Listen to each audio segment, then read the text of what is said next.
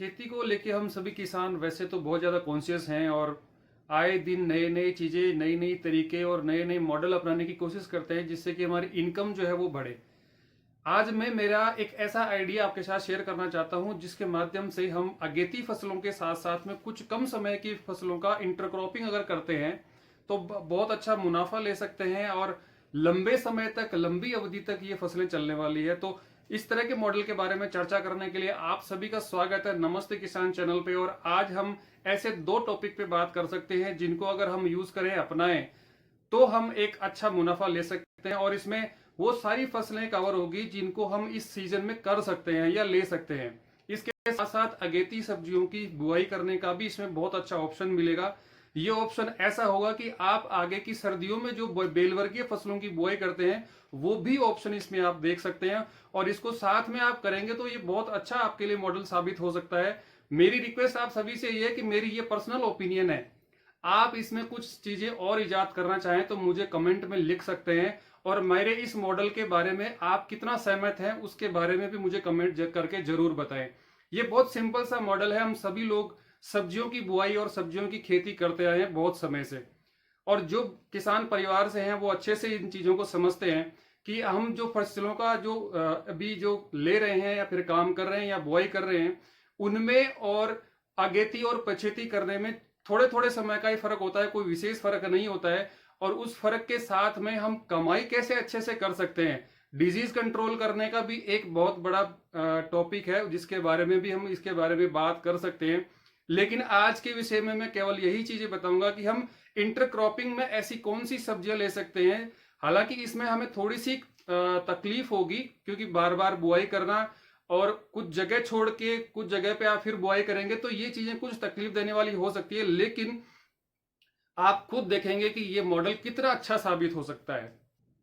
Intercropping या सह फसल का पहला मॉडल के बारे में बात करते हैं और ये एक ऐसा मॉडल होगा जो कि हमारे लिए शायद कुछ नया हो सकता है। कुछ किसान भाई ऑलरेडी इसको कर रहे हैं, लेकिन मैं आपके साथ में सब ये चीजें शेयर इसलिए कर रहा हूं कि आप भी इसके सजेशन मुझे भी दे सकते हैं और वो सजेशन सभी के लिए फायदेमंद हो सकते हैं। आप पूरी बड़े खेत में ना करके छोटी जगह पे भी इसको कर सकते हैं, लेकिन मैं एक चर्चा के लिए आपको बताता हूं कि पूरा 1 एकड़ के लिए हम लोग बात करते हैं। अभी हम लोग क्या करते हैं, जनरली एक बेड जो हम बनाते हैं वो लगभग 2 मीटर का दायरा होता है, उसमें वॉकिंग चलने के लिए जो जगह है और दूसरी बेड के बीच में, यानी 2 बेड जब बनेगा, एक पूरा एक बेड जो है वो करीब करीब 2 मीटर का जगह बहुत सफिशियंट होता है उसके लिए बनाने में। तो पूरा एक एकड़ लगभग 4000 स्क्वायर मीटर जगह होती है और उसमें एक आइडियल अगर अपन कैलकुलेशन की बात करते हैं तो 40 मीटर बाय 100 मीटर का हम एक कैलकुलेशन करते हैं जिसमें कि लंबाई जो है वो हम 100 मीटर रखते हैं और चौड़ाई रखते हैं 40 मीटर। तो 100 मीटर की तरफ से हमें बेड बनाने हैं, यानी 100 मीटर में टोटल बेड जो बनेंगे वो बनेंगे 50। अब 50 बेड में से हमें क्या करना है, 50 बेड में मान लीजिए हम लोग तैयारी कर रहे हैं टमाटर की या मिर्च की या बैंगन की, या फिर आप मारीगोल्ड भी एक विकल्प हो सकता है वो भी आप लगा सकते हैं। मतलब इसमें आप अगर कर रहे हैं ये तीनों चीजों के साथ साथ आप लगा सकते हैं बीच में। जैसे मान लीजिए हमने तैयारी करी 1 एकड़ में टमाटर की तैयारी कर रहे हैं, लेकिन मेरी इस मॉडल के आधार पे हम फिर आधा एकड़ में ही टमाटर की तैयारी करते हैं। आधा एकड़ में तैयारी करने का हिसाब किताब कुछ इस तरह से होगा कि हमने या तो एक बेड लगाई हमने टमाटर की और एक बेड लगाते हैं हम कम अवधि वाली फसलों की। कम अवधि वाली फसलें कौन सी है वो बता देता हूं हम। आप लगा सकते हैं उसमें मूली और पालक और धनिया। ये ऐसी क्रॉप है जो लगभग 35 से 45 दिन 50 दिन लास्ट में ये जो है आपकी जो खेत है उसको खाली कर देंगी। वो खाली होने की जो जगह है वो आपको बहुत अच्छी जगह एक देके जाएगी। और उसको हम मान लीजिए हम शुरू कर रहे हैं, खेती शुरू कर रहे हैं जुलाई या अगस्त में, या मतलब अगस्त 15 अगस्त के आसपास हमने मान लीजिए ये चीजें लगा दी और ये बहुत अच्छा टाइम है इनको लगाने का। इस तरह से आप लगा सकते हैं। आप चाहें तो एक बेड लंबी अवधि वाली फसल लगा सकते हैं, दूसरी बेड में आप मूली पालक या धनिया ले सकते हैं, या फिर आप 2 बेड लगातार लंबी अवधि वाली फसल लगा सकते हैं और फिर 2 बेड लगातार आप मूली पालक और धनिया वाली फसल लगा सकते हैं। ये दोनों डिपेंड करता है कि आप किस तरह से इसको लेते हैं, किस तरह से लगाना चाहते हैं। अब इसमें बात क्या रही, अगर मान लीजिए पूरे 1 एकड़ में 50 बेड बन रहा है, उस 50 बेड में से 25 बेड तो हम लेंगे लंबी अवधि वाली फसल के लिए और 25 बेड हम ले रहे हैं कम अवधि वाली फसल के लिए। कम अवधि वाली फसल के लिए लगाने का फायदा आप सुनिए। लंबी अवधि वाली फसल हम जब लगाएंगे तो कम से कम ट्रांसप्लांट करने के 70 दिन के बाद से उसकी हार्वेस्टिंग शुरू होगी।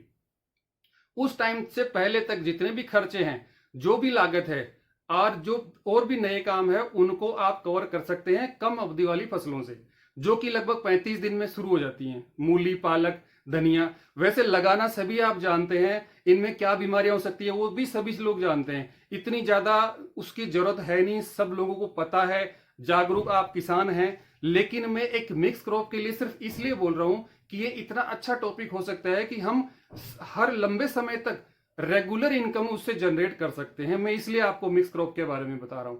अभी इसमें आप अगर इस तरह से लेंगे तो सबसे पहले जगह खाली कौन सी होगी? जो कम अवधि वाली फसल वाली है, यानी जो मूली, पालक और धनिया है। अब वहां पर अगर हम मान लीजिए एक बेड यानी 4 मीटर का एक गैप ले रहे हैं, तो ट्रैक्टर की हलाई जो है एक बार उसमें आराम से हो सकती है।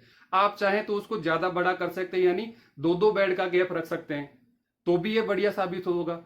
और लंबी अवधि वाली फसलों में बीच में अगर आप चाहें तो एक मतलब हर 10 बेड के बाद में आप मारीगोल्ड की एक बेड दे सकते हैं। उससे फायदा बहुत सारा होगा, फ्रूट फ्लाई से बचाव होगा, बहुत सारे कीट पतंगों से बचाव होगा, और वो मारीगोल्ड आपको बहुत अच्छी इनकम देगा, क्योंकि वो उस समय चालू होगा जिस समय दीपावली या फिर अपना जो नवरात्रे का सीजन है वो। और इस साल प्लस पॉइंट ये है कि बहुत सारे स्टेट में चुनाव होने जा रहे हैं, तो उस समय भी जो फूल है वो अच्छे से बहुत अच्छी रेट में, मार्केट रेट में बिकते हैं। ये तो मेरा एक मॉडल हो गया।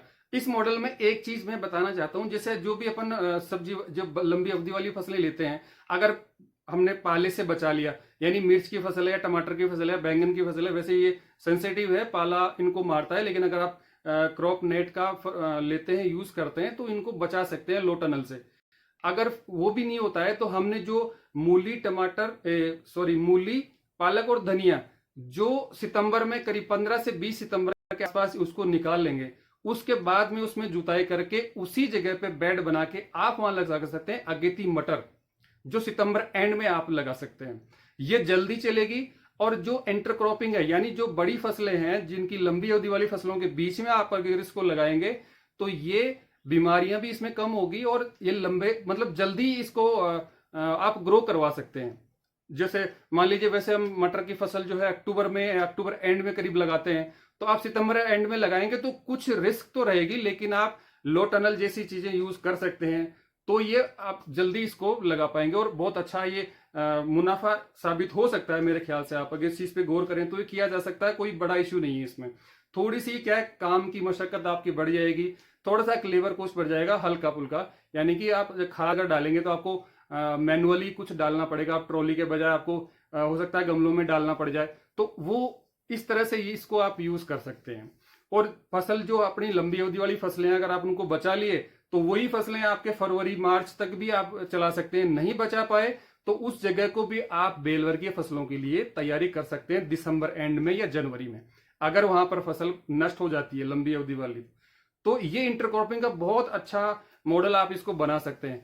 और वैसे ही हम बेलवर्गीय फसलों को लो टनल में रखते हैं तो किसी तरह के कीड़ों को लगने का चांसेस भी बहुत कम होता है, और जो जगह बच रही है साइड में वो बेलों को फैलने के लिए खूब सारी जगह बच जाएगी।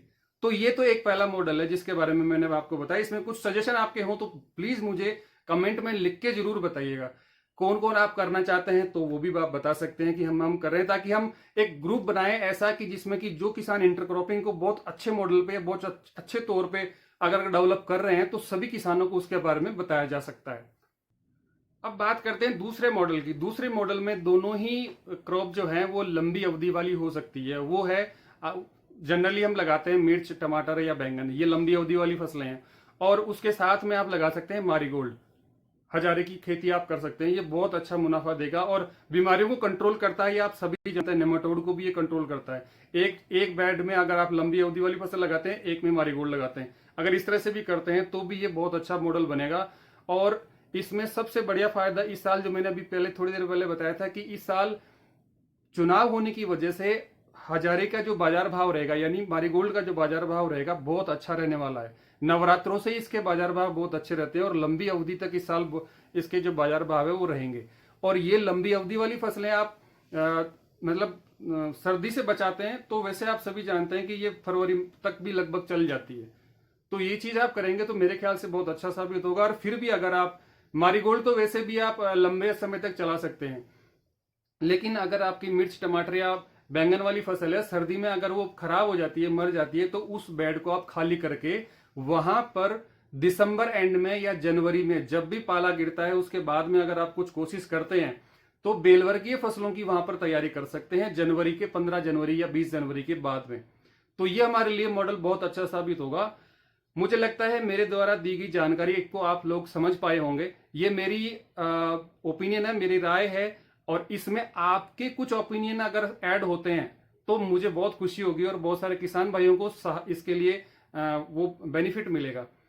मेरे द्वारा बताया गया मॉडल या विषय आपको अगर अच्छा लगा है तो मुझे कमेंट बॉक्स में जरूर बताइए, आपकी राय जरूर देना, और आपको वीडियो पसंद आए तो लाइक जरूर करके जाइएगा। सब्सक्राइब करिए, हमारे परिवार का, इस यूट्यूब चैनल परिवार का हिस्सा जरूर बने। धन्यवाद।